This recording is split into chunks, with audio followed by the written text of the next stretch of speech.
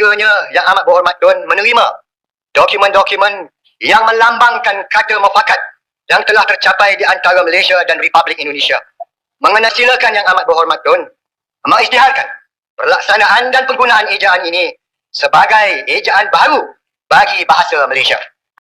Halo, historikul ya. Kali ini saya mempunyai sebuah video yaitu tentang awal mula ya. Jadi Malaysia menganggap bahwa bahasa Indonesia itu adalah bahasa Melayu, dialek Malaysia ya.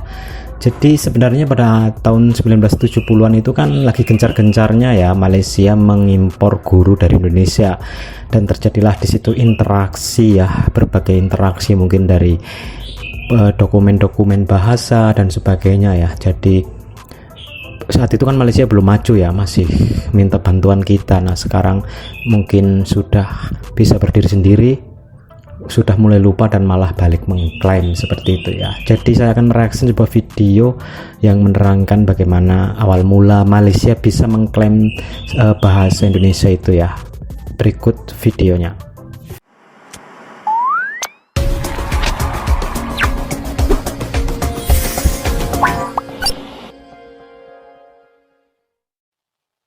Dengan adanya sistem ejaan baru ini, saya berharap pelajaran bahasa Malaysia di sekolah akan lebih mudah lagi bagi murid-murid kita.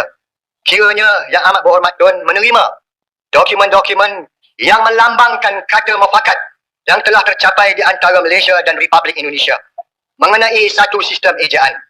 Dan saya dengan hormatnya mempersilakan Yang Amat Berhormat Tun mengisytiharkan pelaksanaan dan penggunaan ejaan ini sebagai ejaan baru bagi bahasa Malaysia.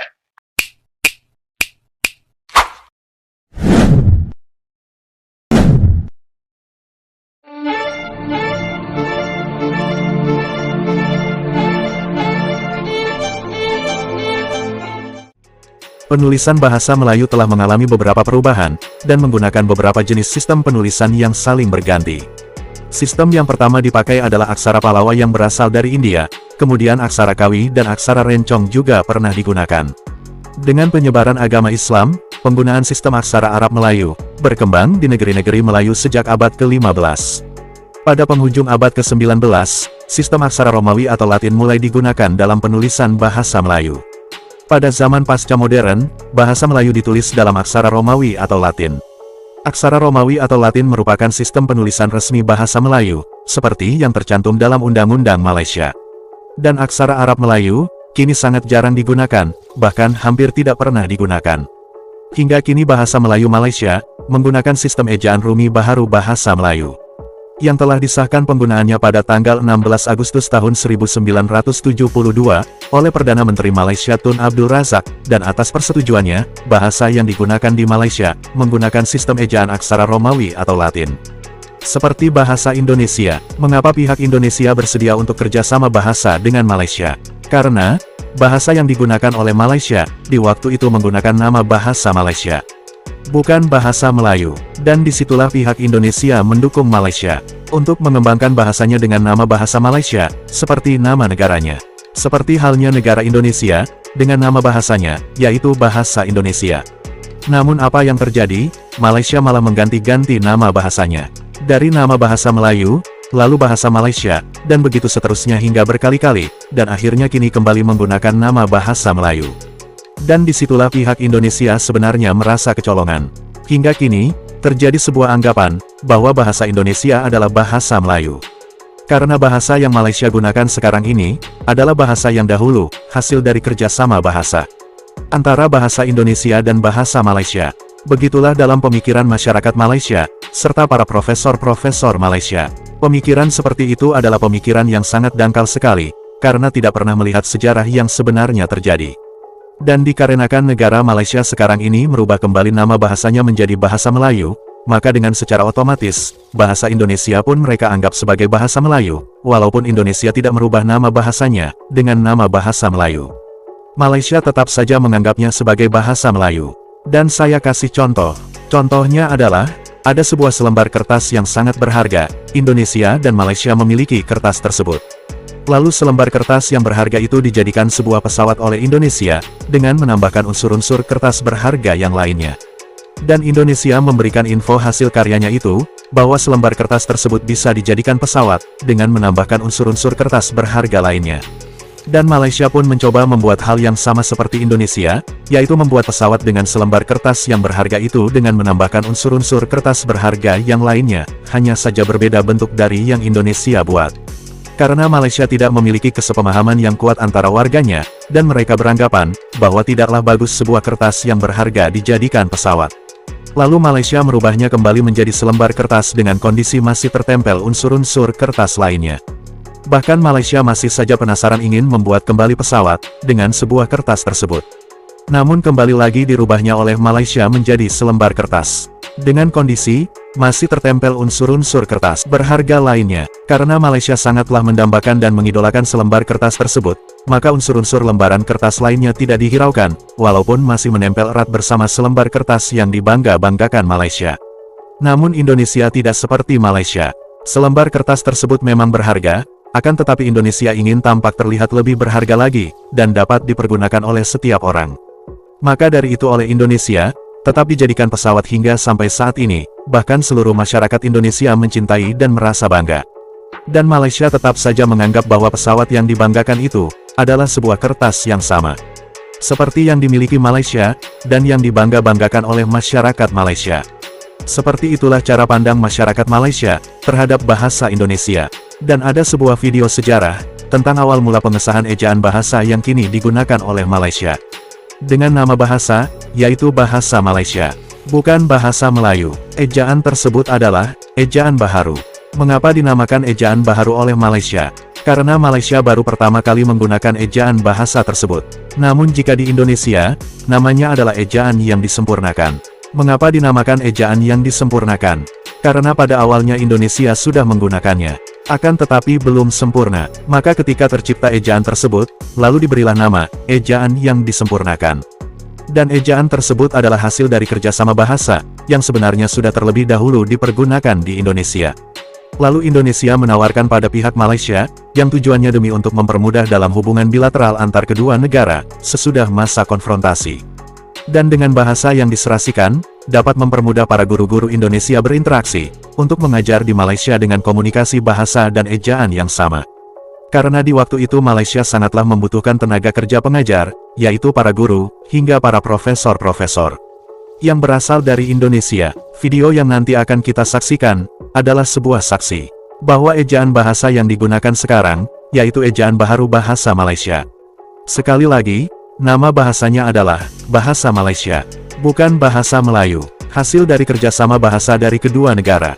Dan dari tahun di video inilah, awal mula kosakata bahasa Indonesia, hingga kini ada pada bahasa Melayu Malaysia, dan dipergunakan oleh masyarakat Malaysia. Untuk lebih jelasnya, mari kita lihat videonya.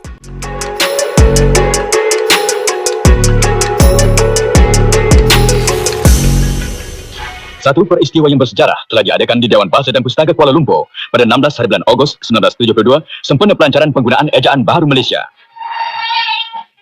Majlis yang berwarna-warni ini telah dihadiri oleh pembesar-pembesar negara, di antaranya Yang Amat Berhormat Tun Haji Abdul Razak, Perdana Menteri Malaysia, Tun Dr. Ismail, Timbalan Perdana Menteri, Datuk Haji Hussein On, Menteri Pelajaran Malaysia, Tan Sri Jeneral Talib, Duta Besar Indonesia di Malaysia pada masa itu, menteri-menteri, duta-duta, orang-orang kenamaan, dan ahli persuratan dari segala peringkat yang diundang.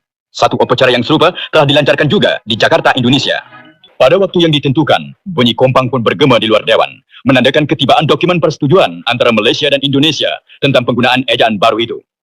Tuan Haji Sujak, Ketua Pengarah Dewan Bahasa dan Pustaka yang juga menjadi pengurusi majlis itu, menerangkan serba ringkas latar belakang perundingan antara kedua-dua negara itu, hinggalah tercapainya persetujuan untuk menggunakan ejaan baru. Tugas yang telah diamanahkan kepada Jawatan Kuasa Kerja Bahasa dan Ejaan Malaysia untuk membincangkan hal ejaan dengan pihak pemerintah Republik Indonesia telah kami sempurnakan.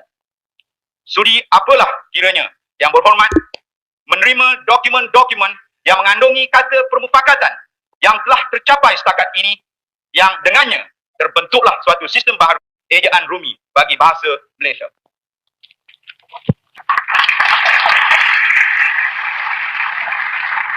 Kemudian, beliau menyerahkan dokumen tersebut kepada Yang Berhormat Menteri Pelajaran Malaysia. Yang Berhormat itu memberikan ucapannya, di antara lain kata beliau, Pada hari ini pula, kita dapat melihat perkembangan pesat yang sedang berlaku pada bahasa kita, terutama sekali semenjak kemerdekaan. Kita sama-sama terlibat secara langsung ataupun tidak langsung dalam proses perubahan yang berlaku pada bahasa kita hari ini. Oleh kerana itu, upacara yang kita adakan pagi ini mempunyai arti yang besar pada kita semua. Usaha untuk memperbaiki sistem ejaan rumi bahasa kita sudah lama kita jalankan.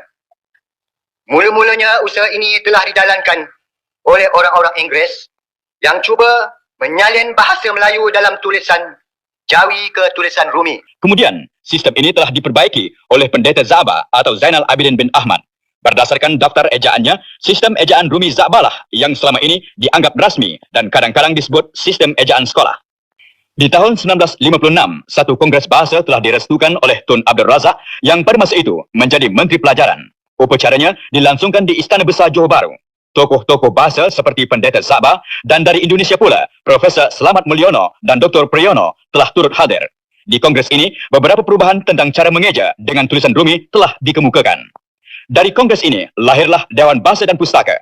Tan Sri Said Nasir Ismail menggantikan Profesor Ungku Aziz sebagai pengarah Dewan Bahasa dan mengetuai jawatan kuasa perunding berkenaan dengan perubahan ejaan ini dengan wakil-wakil dari Indonesia. Selepas ejaan kongres tidak dilaksanakan, maka dalam tahun 1959 lahir pula satu sistem ejaan lain yang disebut ejaan Malindo. Tetapi ejaan Malindo ini juga tidak dapat dilaksanakan oleh sebab-sebab yang tertentu. Kerajaan telah menubuhkan sebuah jawatan kuasa bahasa dan ejaan. Jawatan kuasa ini telah mengadakan perundingan-perundingan baru dengan pihak Indonesia. Akhirnya, tercapailah persetujuan untuk menggunakan ejaan baru. Ejaan baru ini sangat besar faedahnya bagi kemajuan pelajaran di negeri ini. Dengan adanya sistem ejaan baru ini, saya berharap pelajaran bahasa Malaysia di sekolah akan lebih mudah lagi bagi murid-murid kita. Dan dengan ini juga, kemajuan bahasa Malaysia sebagai alat pelajaran akan dapat berjalan dengan lebih teratur lagi. Masa peralihan menggunakan ejaan baru ini ialah 5 tahun dari sekarang. Ini berarti selepas 5 tahun, ejaan lama tidak akan dipakai lagi. Tempoh 5 tahun ini, saya rasa adalah lebih daripada cukup bagi membolehkan orang ramai dan pihak-pihak tertentu menggantikan ejaan lama dengan ejaan baru. Kita hari ini berjaya mencipta satu detik sejarah yang sangat penting bagi masa hadapan bahasa kita. Bukan sahaja di negeri ini, tetapi juga di seluruh kawasan bahasa Melayu di Asia Tenggara ini. Yang amat berhormat Tun, sudilah apa kiranya Yang Amat Berhormat Tun menerima dokumen-dokumen yang melambangkan kata mufakat yang telah tercapai di antara Malaysia dan Republik Indonesia mengenai satu sistem ejaan. Dan saya dengan hormatnya mempersilakan Yang Amat Berhormat Tun mengisytiharkan pelaksanaan dan penggunaan ejaan ini sebagai ejaan baru bagi bahasa Malaysia.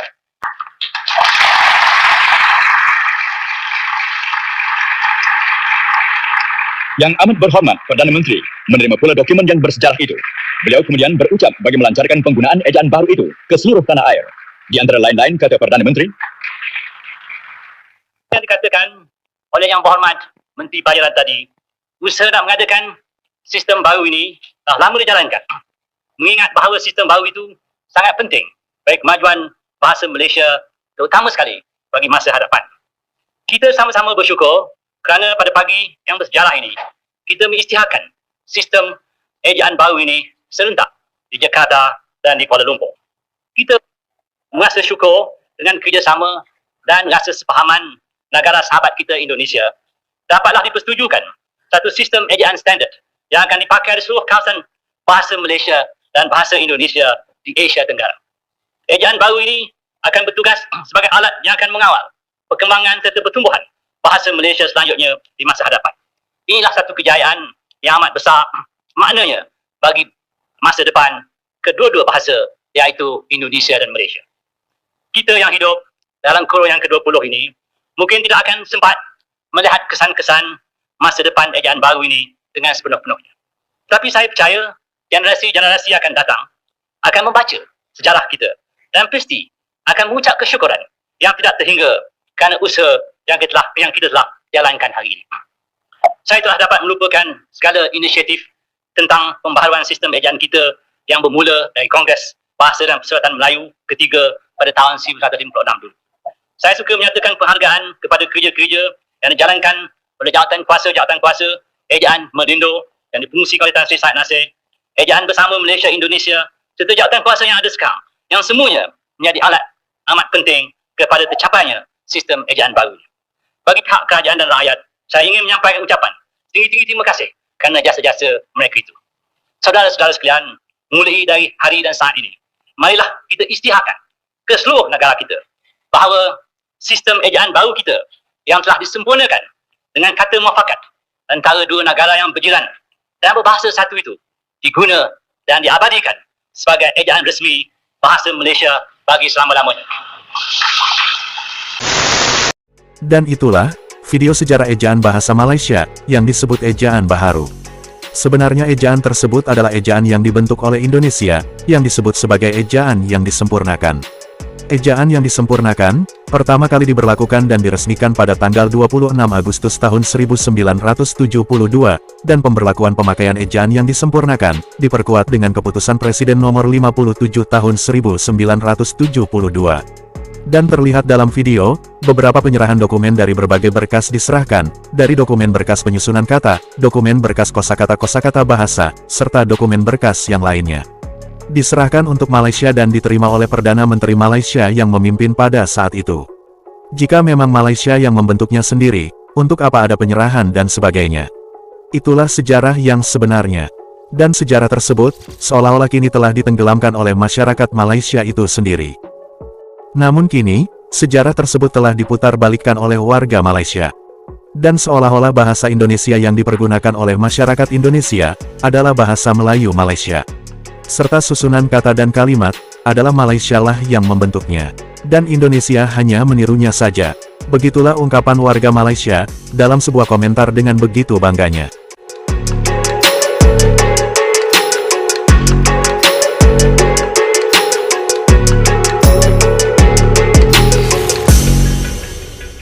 Seperti itu videonya teman-teman ya, silahkan komen di bawah ya, bagaimana menurut teman-teman pendapatnya, atau kalau teman-teman punya rekomendasi video yang mungkin bisa saya reaksi, silahkan komen di bawah, kalau bisa sertakan juga linknya ya.